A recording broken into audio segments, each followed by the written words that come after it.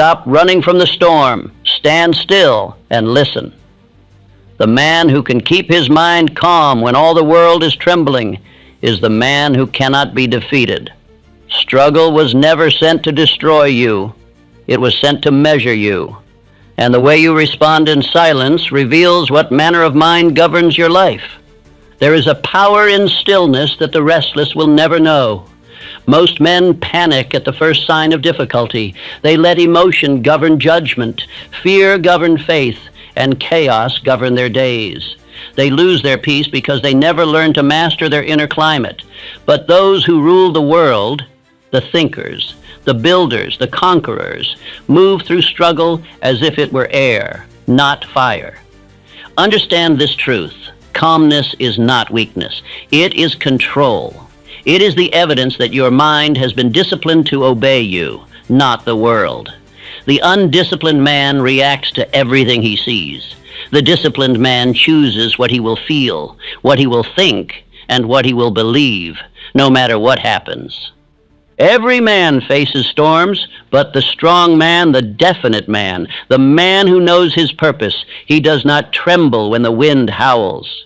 He remembers that storms pass, but the mind endures. He fights, yes, but he fights without frenzy. He moves without noise. He conquers without losing himself. When I speak of calmness, I do not mean resignation. I mean command. Calmness is the outer expression of inward power. It is the atmosphere of faith. It is the sound of a mind that knows that all things, even struggle, are servants of its purpose. When your thoughts are ordered, struggle becomes opportunity. When your mind is disordered, opportunity becomes struggle. The crowd trembles because it cannot think beyond the moment. The wise remain calm because they see beyond appearances. The weak man believes the struggle is against him. The wise man knows the struggle is for him, to prove his mastery, to strengthen his focus, to refine his faith. When life seems to turn against you, when business fails, when friends disappear, when plans collapse, do not curse the test. Observe your own mind. Ask yourself, who is in control here? My emotions or my purpose? For the man who governs his inner world commands the outer world in due time. Look at Henry Ford when his factories burned to the ground. He did not rage, did not despair. He said calmly, "We will rebuild." And he did. Look at Edison, after thousands of failed experiments. He smiled and said, "Now I know 1,000 ways that will not work." That is calmness in its purest form, faith disguised as patience, control disguised as peace. Your calmness is your fortress. Lose it and the enemy of fear, doubt, confusion walks through the gates of your mind. Keep it, and even defeat cannot touch you. The man who refuses to be shaken cannot be broken. When you lose your temper, you lose your power. Anger clouds the intellect. Fear freezes decision. Anxiety destroys initiative. But calmness clears the air. It is the mental silence through which infinite intelligence speaks. When the mind is quiet, ideas rise like stars in the night. You must train yourself to fight while calm, to act without losing your center, to speak without heat, to move without haste. For the man who can remain composed in crisis gains advantage over all who cannot. While others drown in emotion, he swims with direction. While others panic, he plans. While others doubt, he decides. You will never find calmness by waiting for peace to arrive.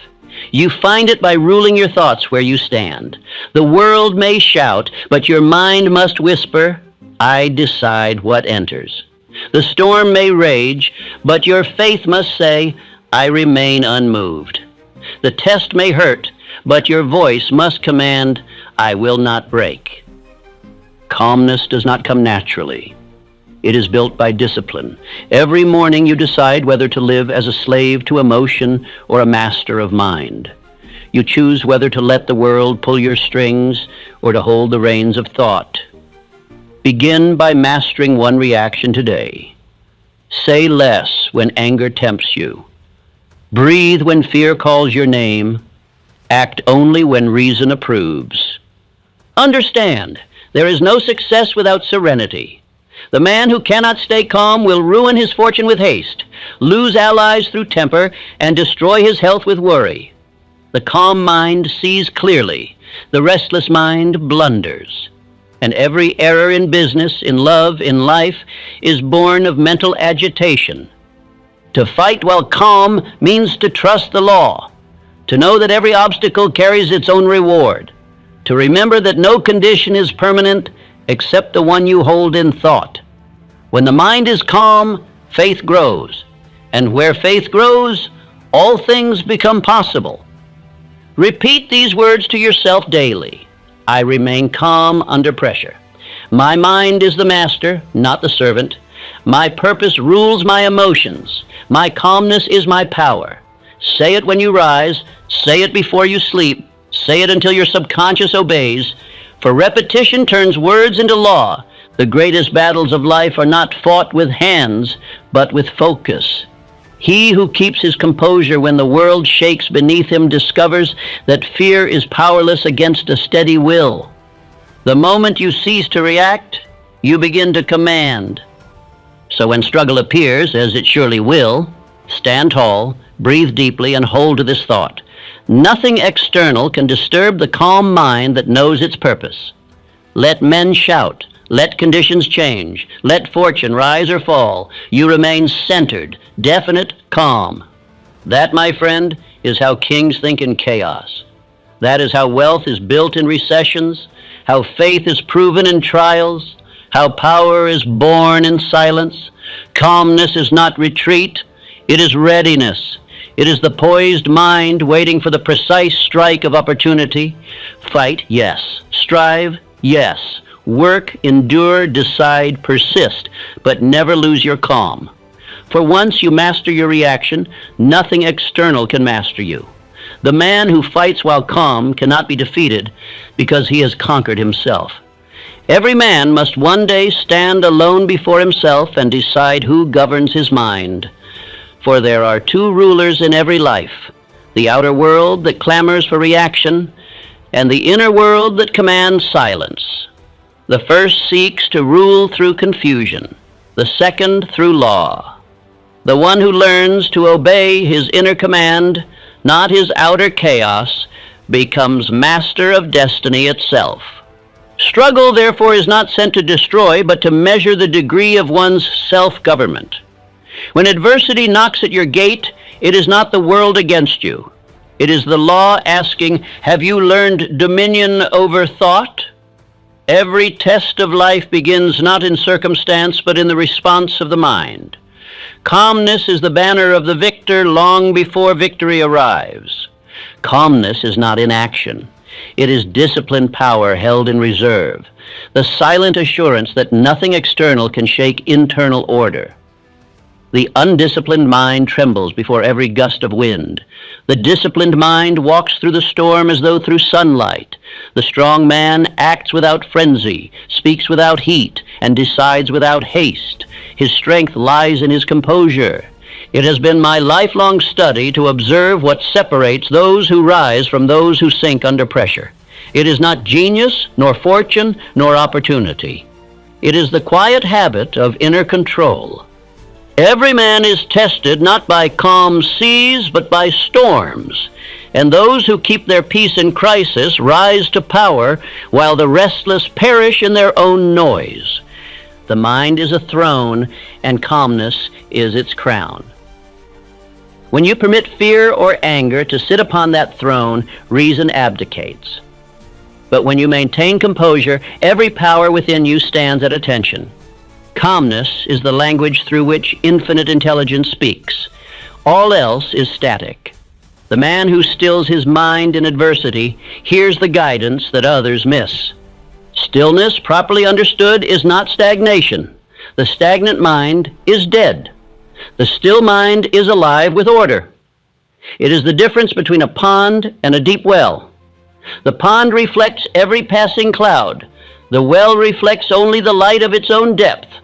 The calm mind sees truth as it is, unbent by wind or wave.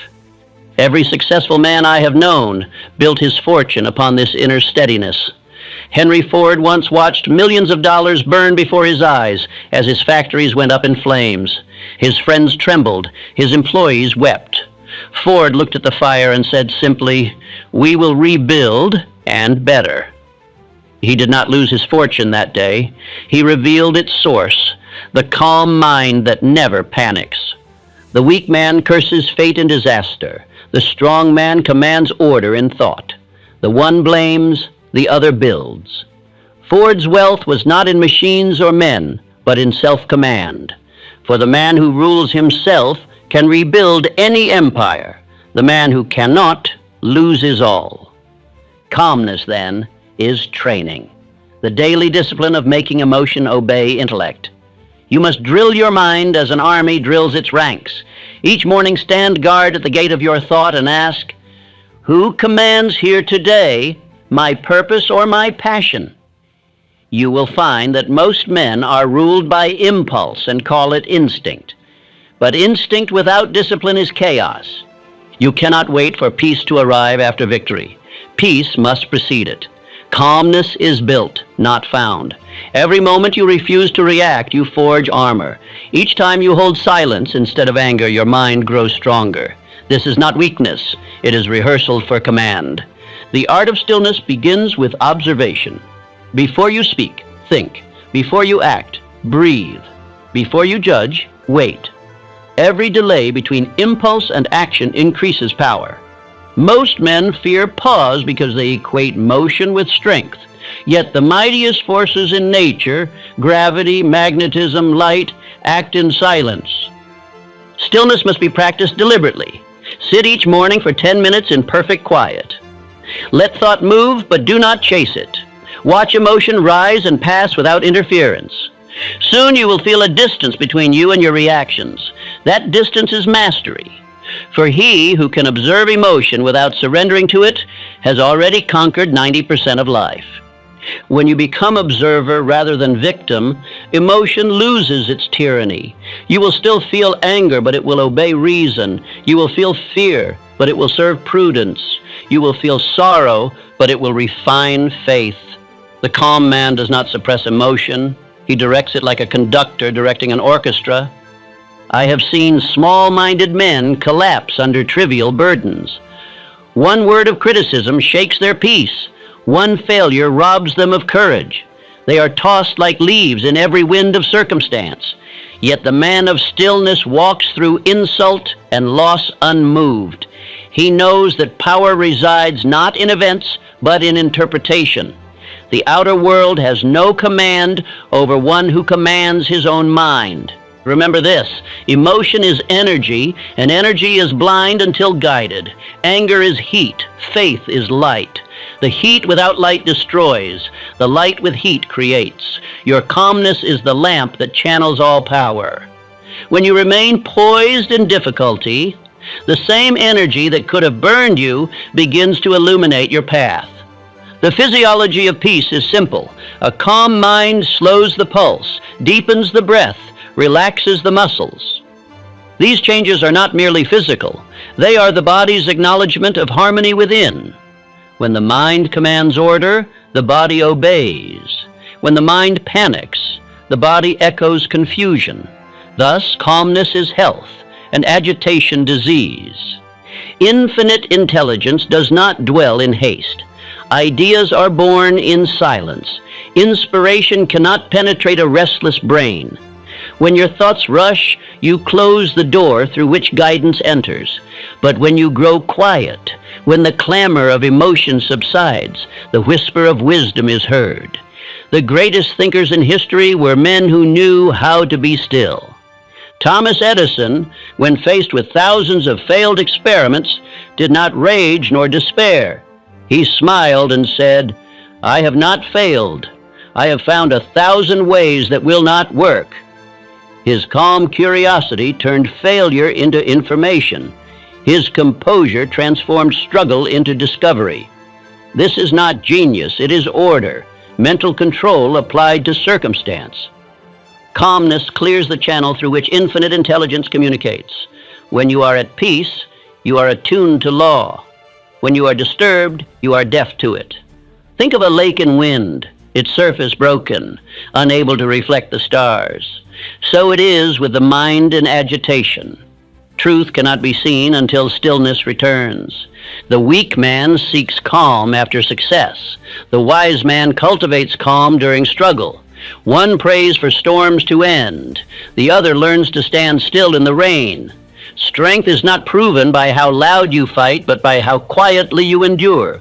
There is power in restraint that noise can never know. When others shout, speak little. When others rush, move slowly. When others despair, hold faith. The man who refuses to be moved by emotion gains the respect of all who are enslaved by it. Silence is the loudest declaration of control. Once you have built calmness, others will begin to feel it around you. They may not understand why, but they will sense order in your presence. The angry will soften, the frightened will breathe easier, the doubtful will listen. You will lead not by command, but by atmosphere. This is true leadership. Invisible, silent, irresistible. Your calmness is your fortress. Fear, doubt, and confusion cannot enter where peace is guard. Keep your mind steady, and all forces of chaos will exhaust themselves at its walls. The man who cannot be shaken cannot be defeated. Even when outwardly conquered, he remains king within. This discipline must be maintained as a soldier maintains his weapon, clean, ready, and under command. The moment you neglect it, disorder enters. Anger and haste will whisper that action must be immediate. But haste without direction is ruin. The man who pauses gains clarity. The pause between stimulus and decision is the birthplace of power. Train yourself then to breathe slowly in moments of trial. This simple act asserts dominion over panic. Thought follows breath as surely as a ship follows the current. By mastering breath, you master thought. By mastering thought, you master circumstance. Calmness is therefore both mental and physical discipline. Remember that the strongest weapon of any man is composure. It confuses enemies, strengthens allies, and reveals intelligence where others see emotion. The fighter who loses temper loses aim. The thinker who loses peace loses reason. The man who keeps calm in battle gains every advantage. There is a legend that when a great storm struck the coast, a lighthouse keeper was found sitting silently, polishing the lens. "Why polish during tempest?" he was asked. He replied, "Because when calm returns, the light must shine clear." So it is with the calm mind. Keep polishing while the wind howls, the storm passes, the shining remains. In stillness you will find yourself. The noise of the world hides your true nature, but silence reveals it.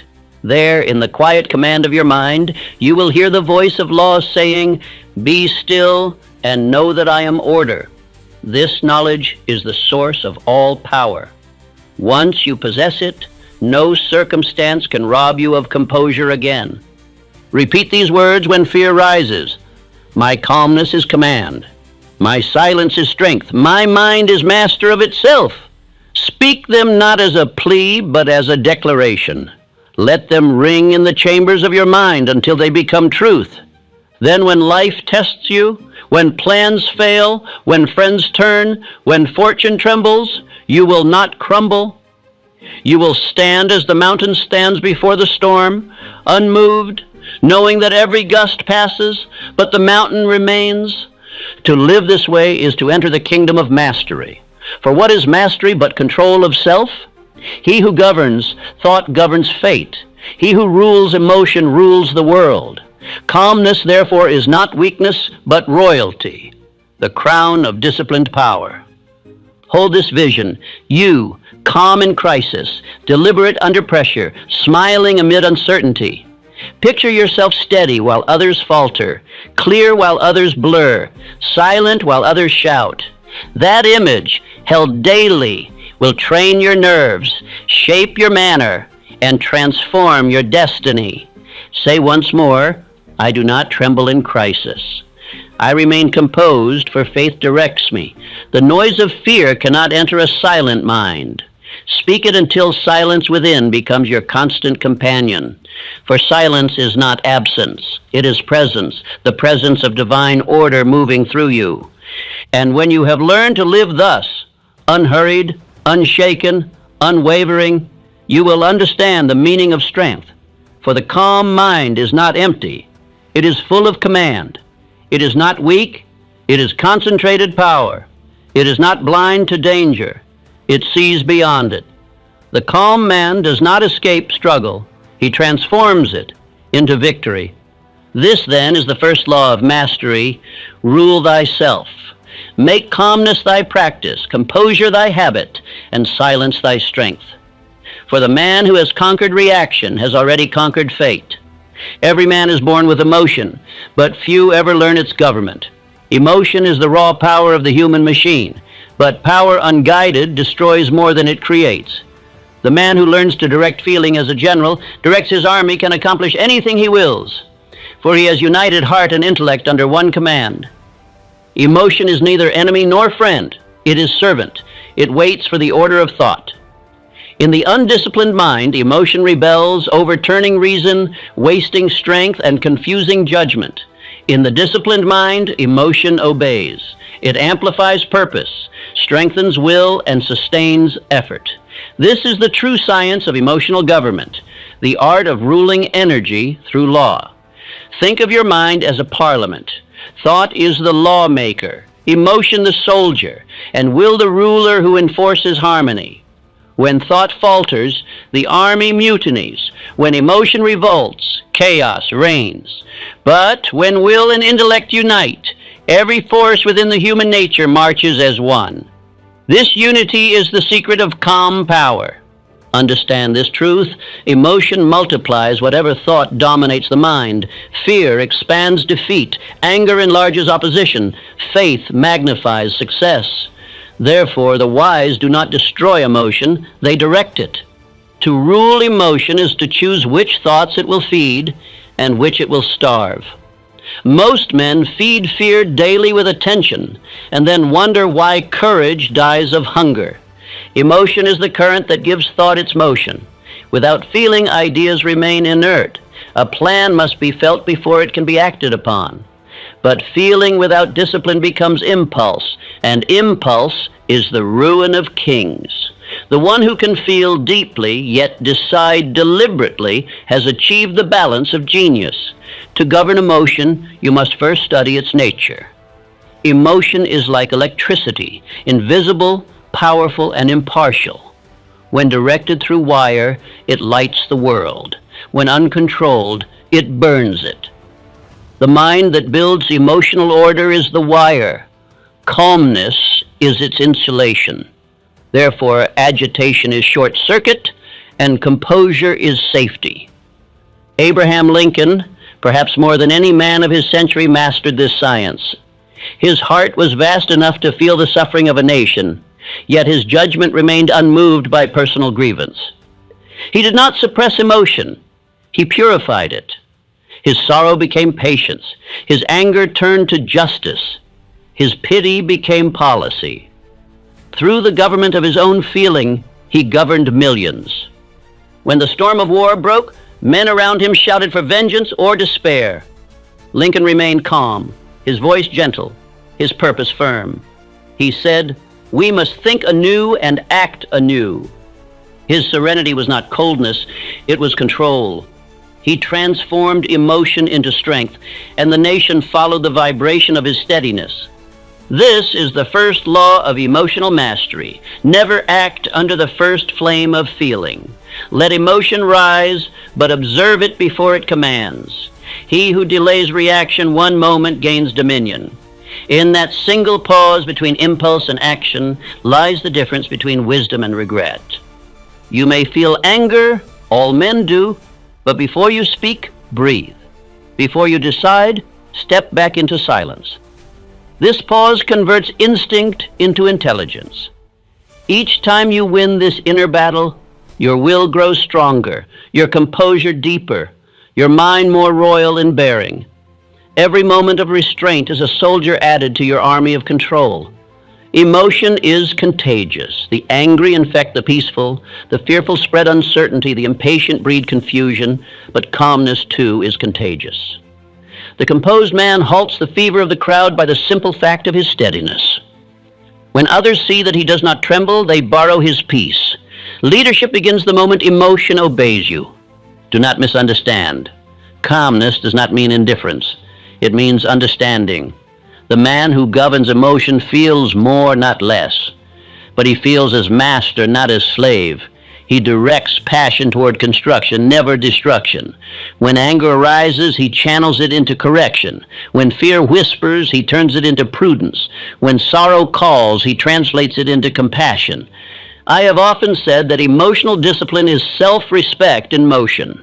When you allow your temper to rule, you betray your own dignity. To stay calm in provocation is to affirm mastery. To explode is to confess weakness. Anger promises strength but always ends in regret.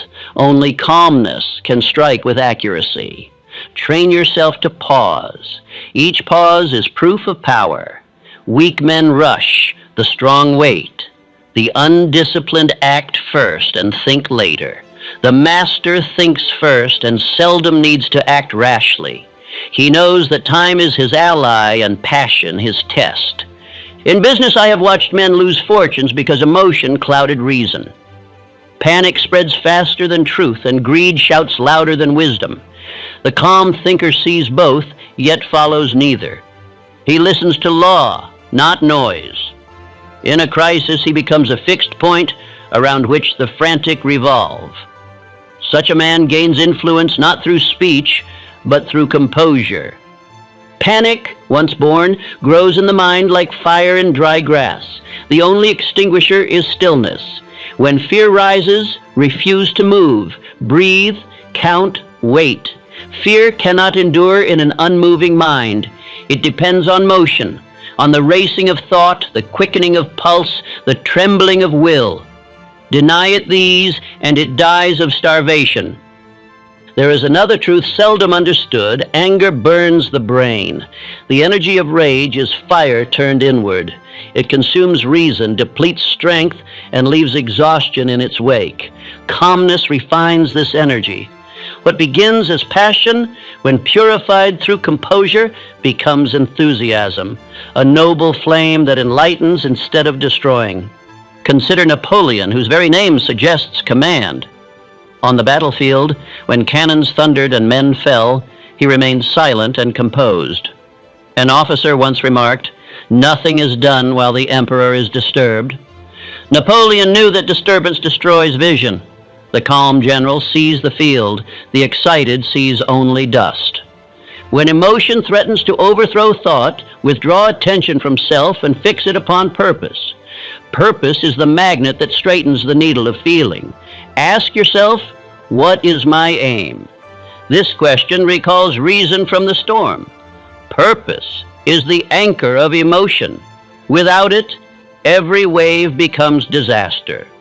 The greatest mistake is to believe that suppression is control. Suppression buries emotion alive. Control transforms it into strength. To bottle anger is to create bitterness. To understand it is to turn it into power. The man who channels passion toward his vision is never defeated by it. Emotion is like water. If it runs wild, it erodes. If it is dammed completely, it stagnates. If it is directed, it generates power. Calmness is the dam, purpose the channel, and will the turbine that converts feeling into force. This is emotional engineering, the science of turning sentiment into achievement. To cultivate this power, practice deliberate breathing. Breath is the bridge between mind and body. When you breathe slowly, you remind the nerves who commands. Each calm breath reorders thought, reduces confusion, restores clarity. Make breathing a habit of self-mastery. It is the simplest yet most immediate act of control known to man. Develop also the art of inner dialogue. When emotion rises, speak within yourself as you would to a loyal friend. Peace, be still. This too shall pass. I am master here. The mind listens to its own voice. What you say inwardly becomes law to the subconscious. In time, this voice of command will rise naturally in every crisis. Delay speech when anger tempts you. The tongue, once loose,